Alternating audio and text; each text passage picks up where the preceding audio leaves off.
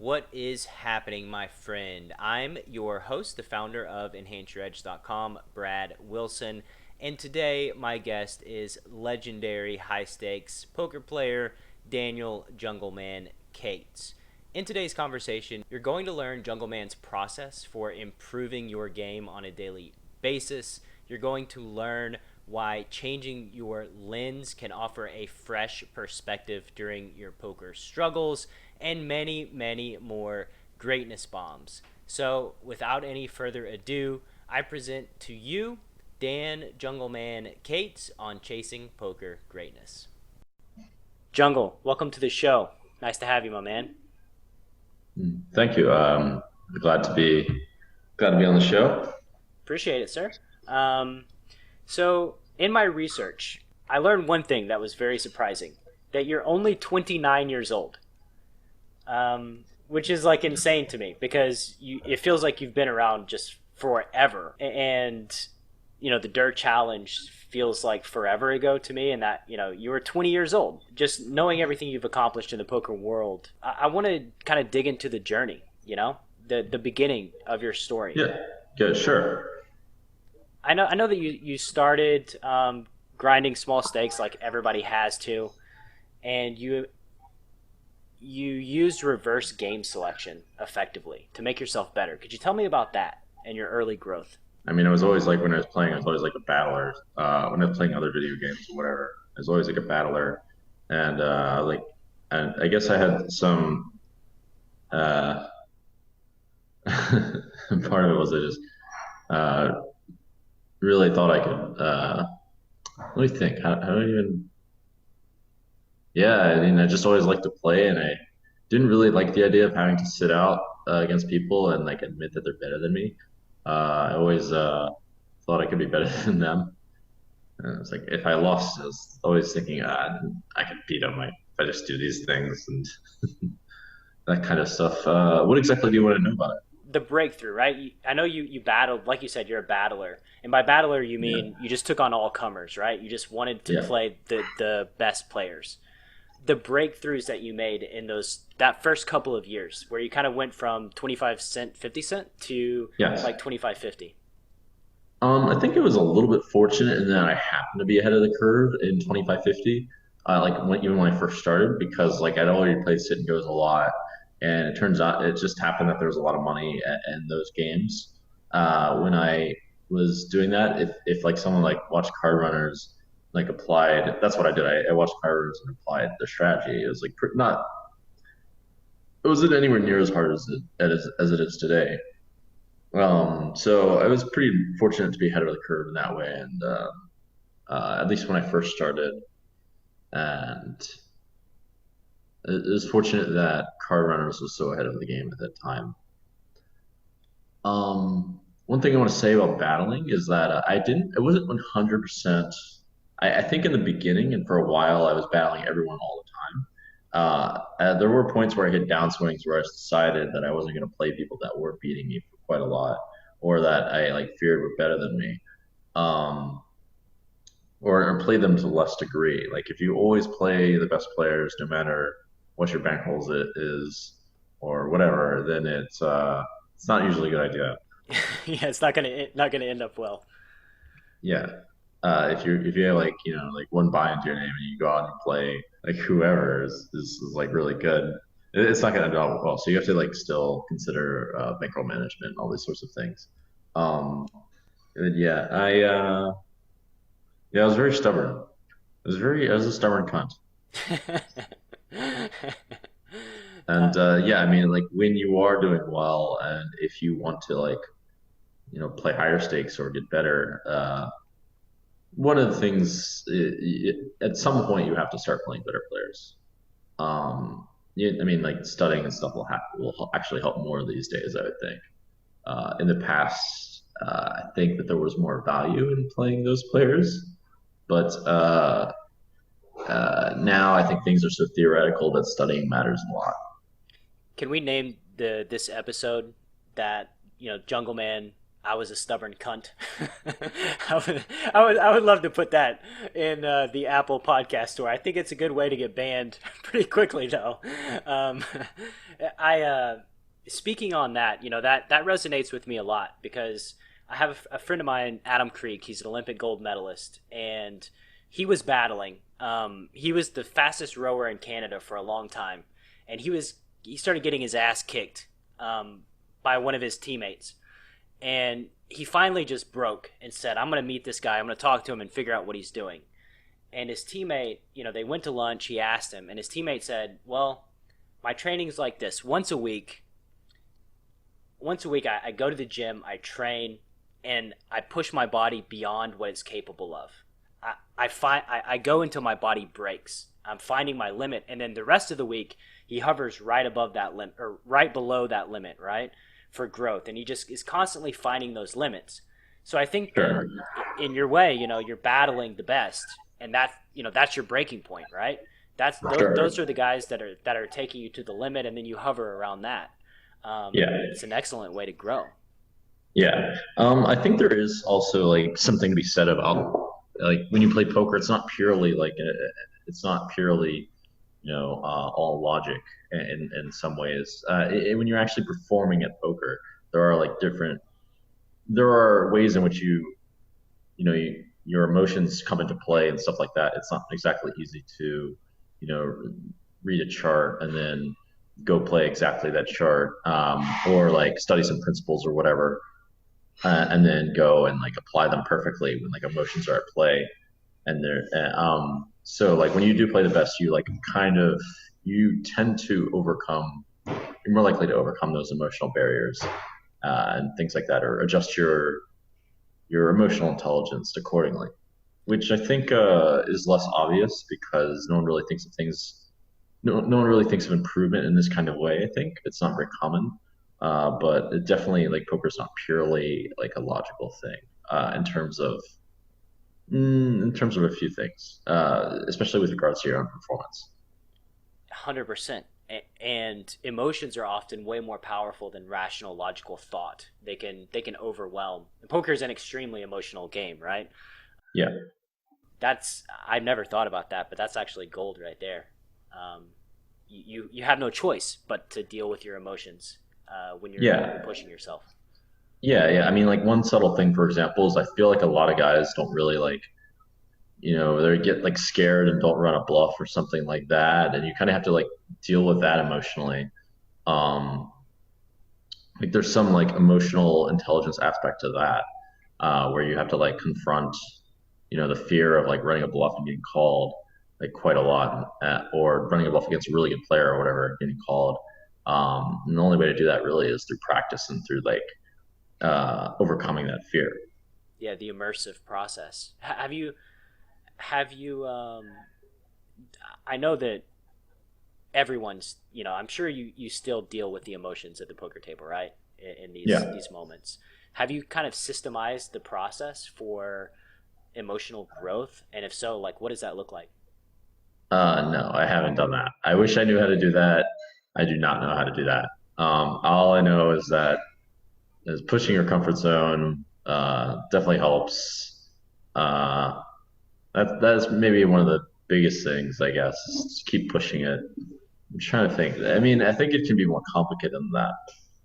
But I'm no expert with this. Just I think that was like a very like subtle factor in why like some people didn't do as well as others, even though like intellectually they were smart enough or whatever. Um, yeah, I just think it's an important factor. Yeah, for sure. I talked with Matt Berkey a few days ago, and he was talking about all the self actualization and coaching he did with Elliot Rowe, and just all of these emotional mindset things that you you just really have to have, especially if you want to play at 7-figure pots, for instance.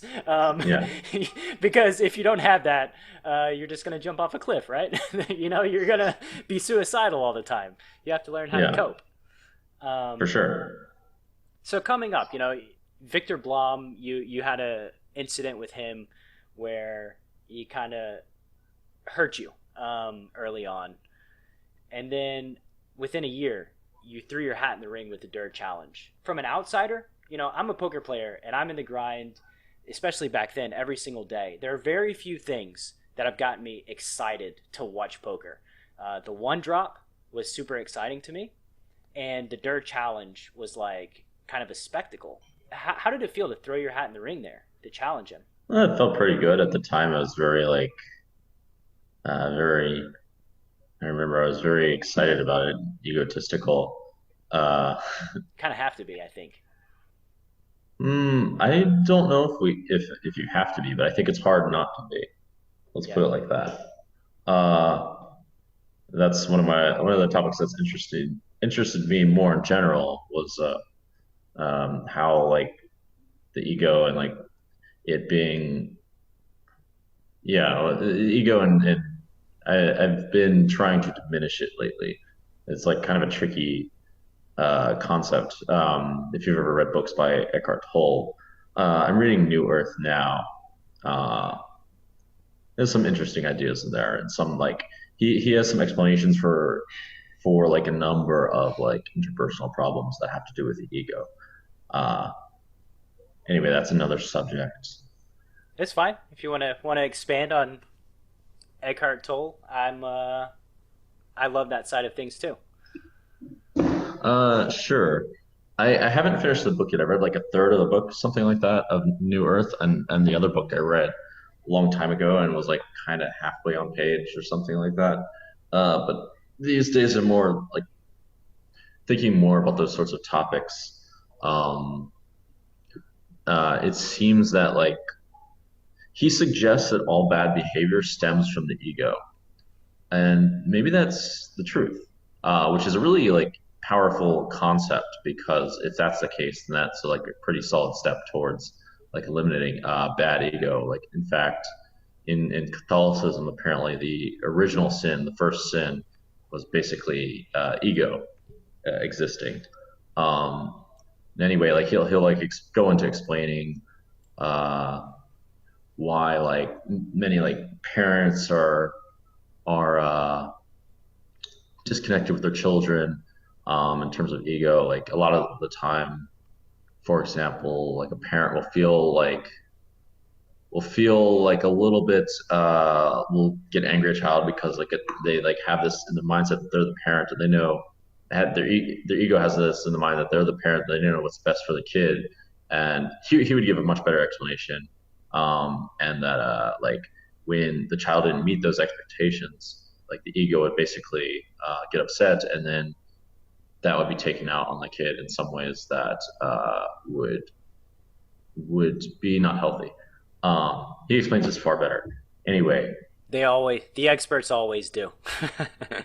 yeah, especially in a like written book that he's like Yeah. organized and read. Right. No, but his explanations for a lot of the problems in today seem pretty accurate, or yeah, they seem accurate and like quite useful. Um, yeah. So anyway, getting back to the poker, I think it could have been done without ego, but it seems like sort of a subtle like thing to master. Let's put it that way. What was your other question? I can't remember. I mean, come on, man. You're 20 years old. If you had mastered your ego at 20 years old, I mean, that's just, I'm very confident in saying that at 20 years old, I was a huge, massive fucking idiot. Like, there was no self actualization, just very immature, especially emotionally. Yeah, I was too, for sure. So, also, you've mentioned before that you were kind of a loner as you were rising through the ranks. Do you think that Yeah, was valuable and helpful at the time? Or if you could go back, would you do it a different way? I think it was and it wasn't. I think actually maybe in my case it was because the problem with being a loner, uh, the main problem with being one, so there's a plus and minus side of this. I don't really think it's just I think being more interested in my own little uh, like self-development things is useful, but being a loner is not particularly good. So let's look at it like this. So if you were someone who had like a lot of friends and you derived a lot of value in your life from that, probably what would happen is in something that's more like uh, inter something that's more like having to do with yourself, like your career, you'll probably lose. You'll probably be lacking relative to someone who's introverted uh, in that area because you'll be thinking more about like these other people and your relationships with those people and that kind of thing. So I think in that kind of way it helped. And in fact, like a lot of CEOs, like extroversion doesn't really help, and openness actually doesn't help for CEOs. This is something I read relatively recently, which is interesting. Um, but I think it hurts in that if you have no one to give you some perspective or no one to like help you, then it can certainly hurt in that way because definitely working by yourself is not a good idea. Uh, Working by yourself is far inferior to using the knowledge of other people. Um, and the perspectives of other people, which is a bit more subtle because sometimes you get stuck in your own head about thinking something in a certain way, and it can like really blind you if you only think of something from one perspective.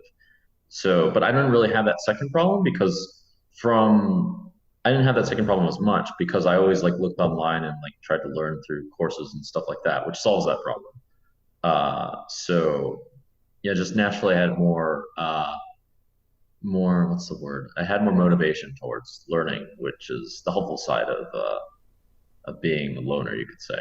Right. So, and being so like such a voracious learner, I think says a lot about your ego too, in that you were humble and hungry still. Yeah, And what you're saying about being extroverted, basically, it's diffusing the focus, right? From yeah. what the task at hand, it diffuses the focus to other areas, so that you're not able to be the best that you can possibly be. I don't think that someone who's extroverted is not able to. I just think it'll be harder because they're more interested uh, Dinner, in yeah or whatever or like going out to party or something golfing, like that. partying, yeah, social stuff. You've also mentioned that you've grown since the Durrr challenge began, like as a player. Did that Yeah. voracious learning, it just has continued over time and still today? I've gone through different periods. Actually, like in 2015, I struggled a lot, and then like during that time, I wasn't really using Sims or anything like that. And like I, since I was struggling, I like one day I was like, all right, fine, let's take a look at these Sims. What's up here? Um, so like at that point, like every time I like looked into there, I started learning new things, and I thought, oh my gosh, I really didn't know like a lot of different things, and some of this stuff is basically brilliant. So at that point, I was like very voracious. Um, but there are other points where I wasn't because, and this also goes back to the whole thing of getting caught up in your own little perspective when there are other perspectives that are better. Because like had I just stayed in the perspective of where I was when I was losing in 2015, I probably wouldn't be the player that I am now. Um, but yeah, if you look at things from different perspectives, it's very helpful. If you find the right like lens in which to approach learning, is the way I kind of think of it. So yeah, there I adjusted my lens in a sense, and I realized I had a lot to learn, so I was very voracious in that. But there are periods where I've gotten very complacent because, or like preoccupied with other things, and I haven't been as voracious. It was more so like when I was starting out, or like learning a game or something like that, or like the Sims is a big one. But certainly you want to be really into what you're learning if you want to make some progress. Was there a catalyst to look in The Sims? Was it just losing, or did you have a friend that suggested it, or maybe somebody else was doing Sims that you It respect? it was like a mix of those things, but nothing specific. And it was just one day I was thinking, yeah, maybe I should work on my game a little bit instead of just Hanging it's out. more like an accumulation. Yeah. I mean, and like speaking to what you said earlier, the poker journey can be very isolating. Yeah, If especially if you're alone, because a lot of the emotions that you feel, you think you're the only one that feels them, right? A lot of yeah, the downsides of poker, but then you talk to people, you meet other poker players that are playing at a high level, and you realize, oh, like this is a very common issue. This is a very common feeling. Like I'm not alone, and that there's right. power in that. Oh, for sure. Matter of fact, actually, that was an interesting topic for me because when I was younger, I always imagined like that I was like different and nothing would ever work for me, and like I couldn't learn things because blah blah blah, and like other How much people, younger? especially when I was. I mean, I've been gradually. It's about when I was like 20 or whatever, or 17. And then like as I got older, I realized that, a lot of the problems that I thought were unique to me were a lot of people, they were surprisingly common with a lot of different people. And I realized, and you know what the weird thing was, is they weren't even necessarily like correlated with their own traits to some extent. They were like you would just see them in different people in all sorts of different ways that you just wouldn't think would really work together. It was like a lot of the traits of people didn't really like totally align. Like I don't know how to say. I don't know how. I'm trying to think of some examples, but more like basically the point was a lot of the problems that you had. Firstly, people were existed in a lot of different people, even in greater extremes, and that a lot of the same doubts existed, and it seemed as though there was a lot more potential to learn than it actually appeared, because all those things were like essentially. I mean, all the doubts were just basically they're all basically the same, and even the resistances were the same but in a different form. Um, so that was like quite a growing revelation that I had that helped me, I think, ultimately. Um, one thing I did want to mention is that again is that a big thing that I think holds a lot of people back in poker and in anything is just getting stuck in like one way of looking at things. There are multiple different ways of looking at things, and a lot of times it's like if you like looking at it in terms of an optic lens. Like if you're trying to figure out what the letters are from far away using one lens, uh, it can be very hard, but and you won't be able to maybe even. But if you adjust the lens a bit in some sort of direction, sometimes the answers can be a lot more clear, and that's a lot more helpful sometimes than just like sheer practice, if that makes sense. So I thought that might be a useful thing for the audience uh, to think about is like, are they thinking of things in a way that's really helpful, or are there better ways to think about things? That kind of thinking. Yeah, it's super helpful. And do you know how to, part of the problem here is an awareness that there is a problem, or an awareness that somebody's stuck in this feedback loop that they need to break out of. How Yes. how would they go about gaining awareness that there is even a problem in the first place? That's a very good question. They would, I mean, well, there are basically, in poker, it's a little bit more difficult because the feedback isn't direct, but I mean, there will be signs, of course. First of all, like they won't be doing as well, generally speaking. Ultimately, they won't be doing as well. Secondly, like people will say things to them like, I don't know if you'll play this well, like that kind of thing. There will be a number of signs like that. Poker does provide some feedback ultimately. Uh, it would be helpful for them to look at like uh, to use a very rationalist approach in poker specifically. Well, in terms of what I mean by that is to try to break down as things as much as possible to at the smallest points to see like does the logic work, um, like the logic work in all like aspects of their game. uh, and like with what's going on, if that makes sense. Because if it doesn't, that will result in like some sort of lack of efficiency or whatever. That will like help to find leaks at the very least. Right. Issue um, that I always find in folks is, you know, it's weird to say. Like, I know that there are some people who are predisposed or innately better at poker than other people, right? That sort of Sure. have this ability to kind of break things down at a very granular level. What if you don't have that innate ability? I mean, is it like poker forums, immerse yourself, asking questions to the ether? How would you go about that? Um, that's a good question. Uh, well, I don't even know like what exactly does innate ability mean in this case. Like, Me neither. I was hoping you would know.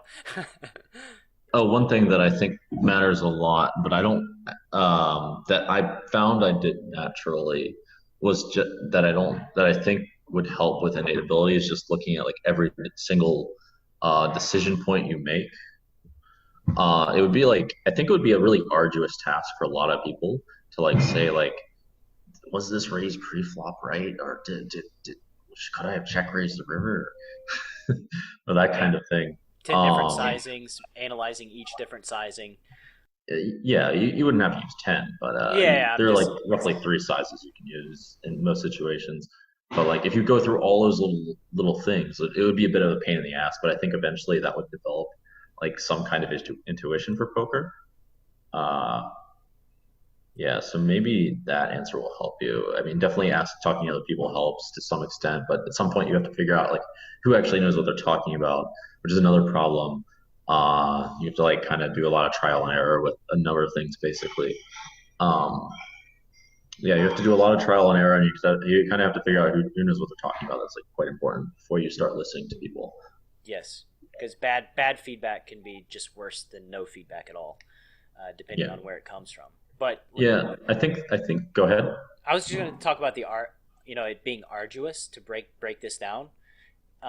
That may be the case, but in a lot of ways, this is the barrier to entry, right? This is the Yes. barrier to entry to improve your game, and if you want to find success at poker, it's what you have to do. Yeah, no, that's for sure true. I mean, like the more something is worth the results, the greater barrier entry will be. That's just the way it's going to be. And there's always like some cost of like trying to trying to achieve it. I mean, definitely some people will be more natural at others, or whatever that means, or better at others to do that. Uh, but yeah, I mean, that's just how it is. On the same token, even if some people have more natural skill, that doesn't mean that you're not capable of getting better and improving and reaching that skill level if you work hard. I think, but For sure. Actually, like a number of players, even like in the more recent days, ages or whatever for poker, like didn't really even have that much natural skill, but just worked really hard. They like superseded guys with a lot of natural skill. Like for example, Victor Blom. I mean, like he's got a lot of natural skill, but he just like can't. It didn't sit down and like study or whatever, and like he played people who worked their asses off and didn't have as much natural skill as he did, and then they beat him through discipline and through other things that matter to poker besides like whatever like X factor makes him like a genius at poker. and I lied, by the way. That's another time that I've watched poker and kind of been enthralled was the Victor Blom blow up back in the day. Yeah, Him four tabling heads up against like all the top guys at the same time is like just an insane and like I mean, obviously that didn't end up working out very well for him. Um, but yeah, those guys, the Card Runners crew, the Hastings and Brian Townsend, they Hastings was the guy that kind of took him down, right? yeah, I think Hastings was. What's something you're really bad at that would surprise people? I can think of some examples that are kind of vague. I can tell you that I like flunked out of a computer science class called basically about game theory when I was in college. I took the class twice and didn't pass it, which is pretty embarrassing. Like it had nothing to do with poker at all, nothing. Uh, but game theory, probably people think that I'm good at in some capacity, yes, but not in terms of like formal educational knowledge. Just poker specific game theory, which Yeah. I will go out on a limb and assume that that's the one that matters the most for you and your career.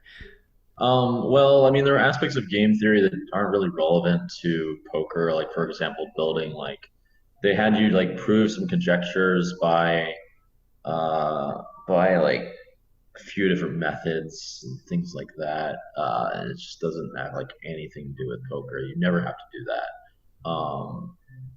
I like to imagine I'm good at other games too, but who knows? I'm sure you are.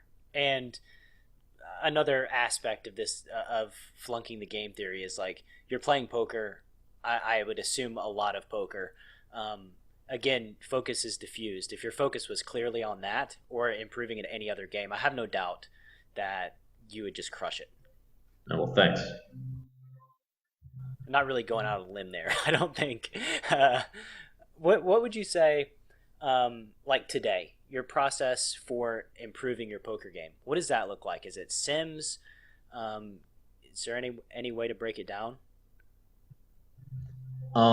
Yeah, Sims would be helpful for a lot of spots. So, like for example, if I mean, there are a number of situations that are good, and this goes back to the whole like analyzing every decision point you make.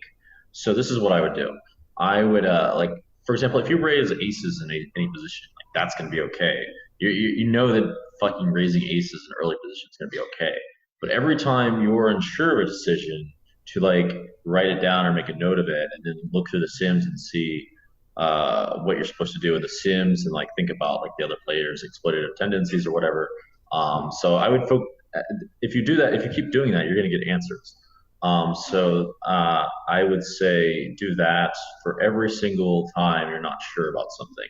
You're not 100% sure about something. If it's like even like if you want to be really perfectionist, even like if you're 5% unsure, um, or like 10% or whatever. Uh, and eventually you'll get better if you keep doing that. I I mean, love. how could you not? Yeah, you have to. I love that. And another way to frame it is perhaps if you are at a decision point and multiple decision points look similar, that's a prime spot to hop in and start studying that spot. Yeah, that's true too. Those are tough spots. I would say I would generally lean with decision that exploits the other player's tendencies more in those sorts of situations.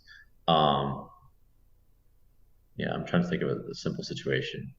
Uh, that there are some decision points that matter a lot.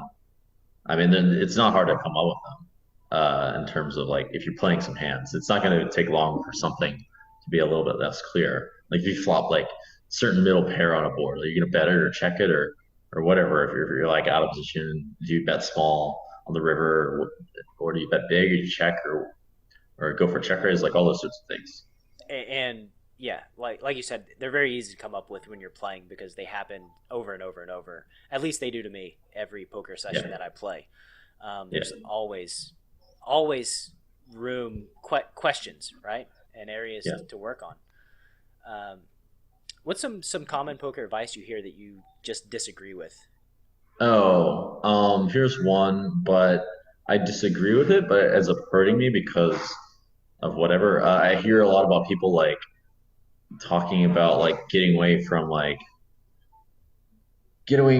from like tough spots or like big hands or something like that, or like saying like they could be better. They want to wait for better spots. It's not really accurate, but there is truth to that statement in a lot of situations. More so with investments, actually. It's like hurt me with investments a bit. Uh, it's more like it's a perspective that's not really precise, but that works a lot in situations, and it does tend to work more in tournaments. Like that kind of mindset helps a lot in tournaments, but in cash games, it's not a good mindset.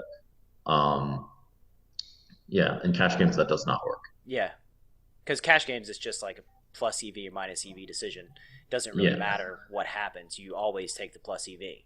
In a tournament, yeah, yeah, in a tournament, maybe you can have a small edge, but you can exploit the shit out of three guys on your left by raising in the dark or three betting or whatever it is. yeah, yeah. Yeah, that makes a lot of sense. You mentioned investments. How's your investment game? Uh, define define how, the word how. Net positive career or net negative career? uh, Positive emotions. I, I was I going the financial side, but the emotions are financial fine side, too. we're working on it. We're working. Room for growth. Yeah, there's room for improvement. Yeah, let's put it like that. Yeah, my investments have not gone very well. I just like got too caught up in all these like spicy ideas and whatever, and like didn't really like factor in things you don't have to factor in poker, like liquidity and exit plan. Like those things matter a lot because sometimes like the exit plan is like you is like there is none, and your investment money's just stuck in the investment thing. You're like, oh, why did I do that? I should have invested less. Uh, and it's like super easy to be results oriented and all this stuff. Well, I mean, like we said, you're 29. You're young, right? These are lessons that are going to improve your investing career over time. You mentioned in an interview about one of your values being growth, um, Yes. growth and ambition. And I had a question. Do you ever sit down at games where you feel like you're a dog in the game nowadays? And basically, the reason I asked that is because, if you're the top of the food chain in all the games you're playing in, there's really no motivation for growth. The motivation can sort of. I will say that yeah, I've lost some motivation for poker for a couple reasons. In particular, I can't really do anything more with it. Who cares if I can be like a little bit richer or whatever? Like Yeah. ultimately, like, what do I want to like play this like rat race where I'm trying to like get the most money? Like, what's the point? And even then, it seems like kind of it seemed I ultimately realized it was basically like running like a different version of rat race by like just trying to play all the time, make as much money as possible. And so I've lost a little bit of motivation, not that much in terms of in whatever because still like the money's useful and whatever. But now I've like been pursuing other areas of interest uh, a bit and not like worrying as much about the EV of like what I do so much. Like if you look at life in terms of like what the EV you like what your EV is per day in terms of like dollar amounts, that is like certainly not the perfect perspective. No matter who you are, I would think because certainly there are values to a lot of other things in basically every way, and other values that even translate into money. If you have to look at things in terms of money, uh, that yeah, basically that matter more or matter aside from money. Money matters, of course, but other things matter as well. And it's kind of goal setting. Goal setting 101 is like you want to set emotional goals, right? Like being the best, beating the best. These emotional goals are drive us, and money is sort of like a toxic goal, just the blind pursuit of more money. Um, and especially as related to growing, like as a poker player, you need to have an emotional reason as to why, whether it's to be the best, take care of your family, or whatever it is. I ultimately came to the conclusion that trying to become like something like the absolute best or something along those, there's some subtlety to it. Uh, because like it can be like a relatively good thing. Uh, but like basically it's not a perfect goal to try to do that. It's like if you devote so much energy to trying to become the absolute best, in other ways your life will suffer. Like that in and of itself is not a perfectly healthy goal. Let's put it like that, in my opinion. Um, if you're trying to make a little bit more money or try to like get better and move up in stakes, I think that probably is close to being a healthy goal. And maybe if you just like keep setting like I'm going to try to do something better. Like let's rephrase it like this. I think if you rephrase the goal of trying to become the best into something like I'm just going to try to do better. Uh, I'm just going to try to push myself every single day to raise stakes. Like that's a more it's a healthier goal. Let's put it like that. And more quantifiable. Basically, just try to be your best self every day, day after day after day after day. Yeah, that's a good simplification. Yes. Um, if you could, that kid that was grinding his way up the stakes, the loner that's on card runners, if you could give him some wisdom, retroactively, what would you tell him? That's a good question because like you could give people wisdom in ways that is good in theory, but not necessarily for them at the time, if that makes sense. Yeah, perfect Because sense. yeah, like it's sort of like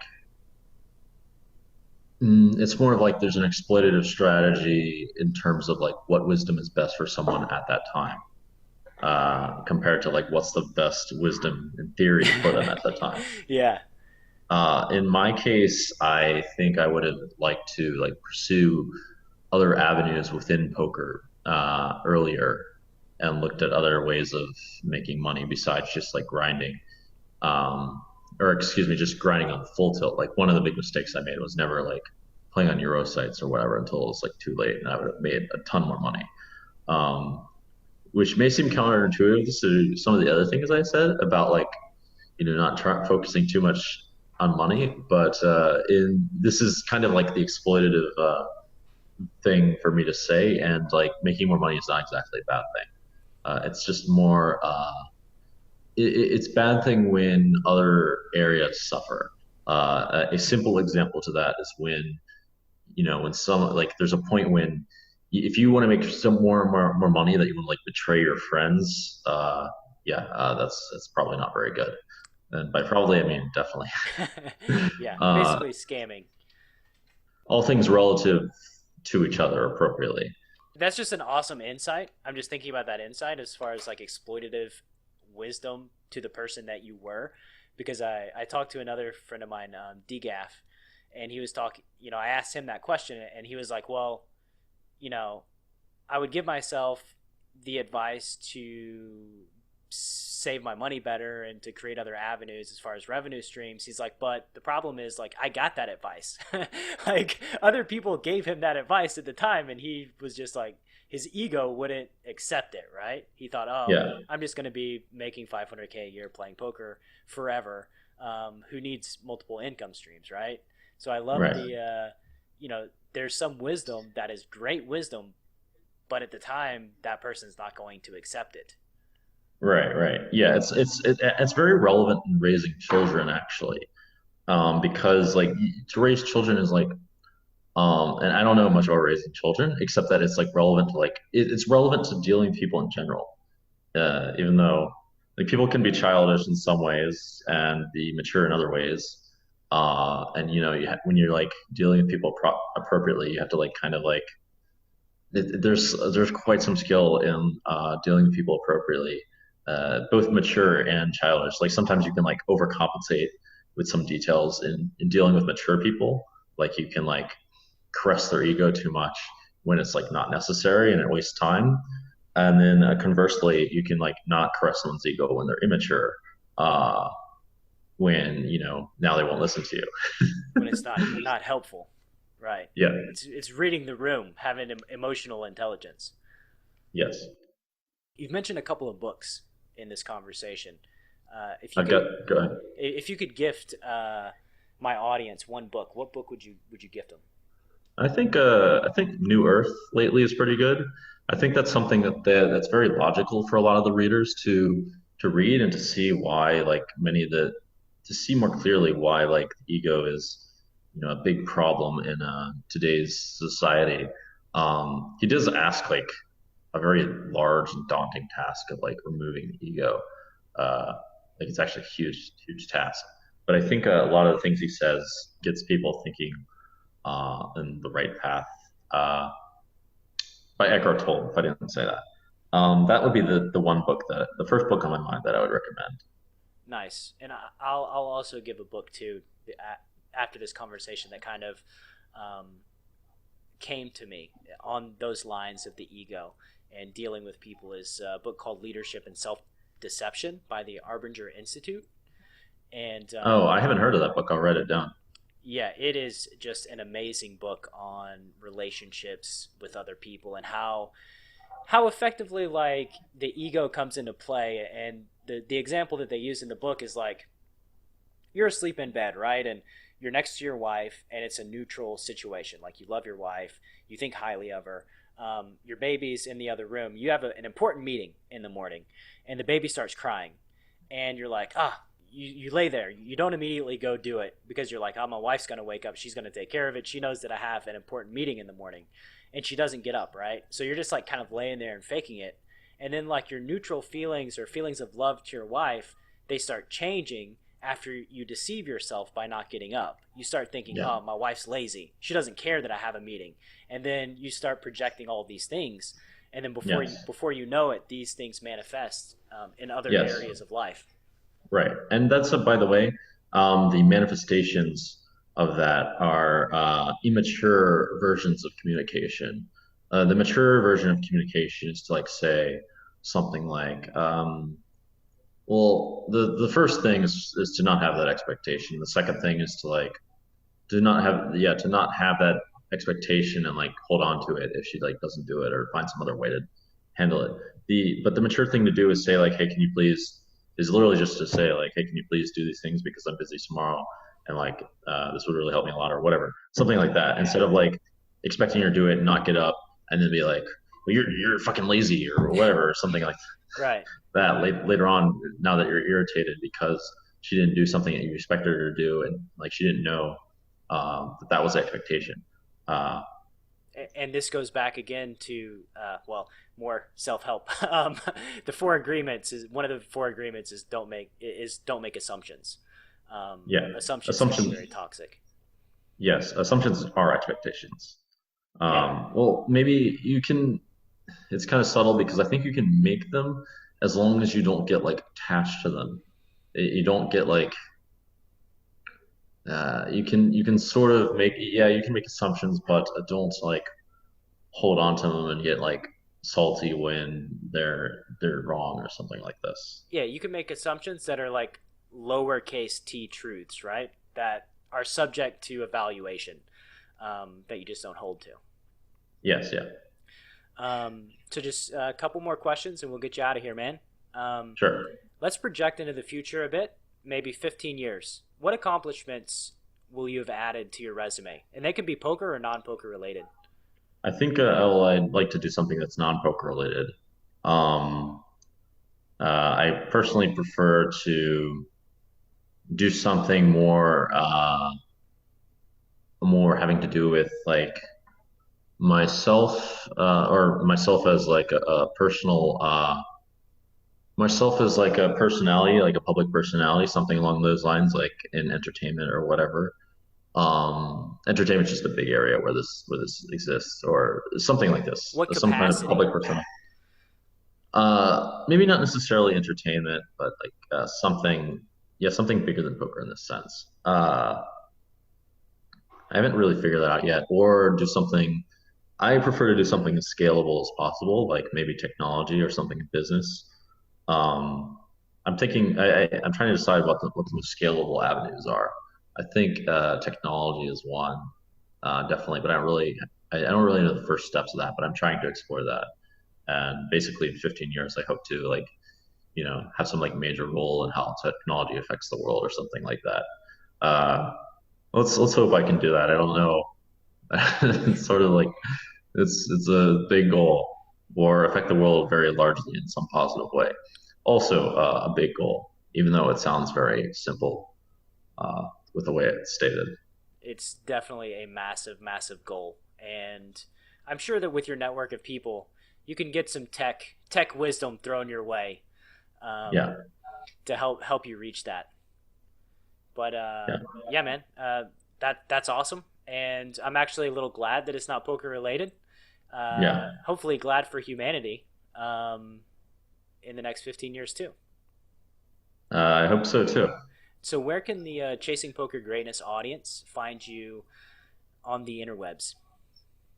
They can find me on my Instagram, Jungleman Dan Poker, or Twitter, Jungleman Dan. Like maybe I'll start a blog or something. I was thinking about it, but for now, just those places. Awesome, man. Whenever you start your blog, let me know, and I'll promote the living bejesus out of it. Sure. Okay. It's been great having you on the show. I appreciate your Yeah. time and energy. It's been awesome, man. All right. Yeah, I'm happy to go on the show too. I'm honored. Oh, that's thank you. Appreciate it. If you enjoyed this conversation and Jungle's greatness bombs as much as I did, take a second to subscribe to the channel. I have a ton of live streams with legends of the game lined up for you to enjoy, as well as 2 new episodes of Chasing Poker Greatness every single week. This is Coach Brad Wilson with EnhanceYourEdge.com.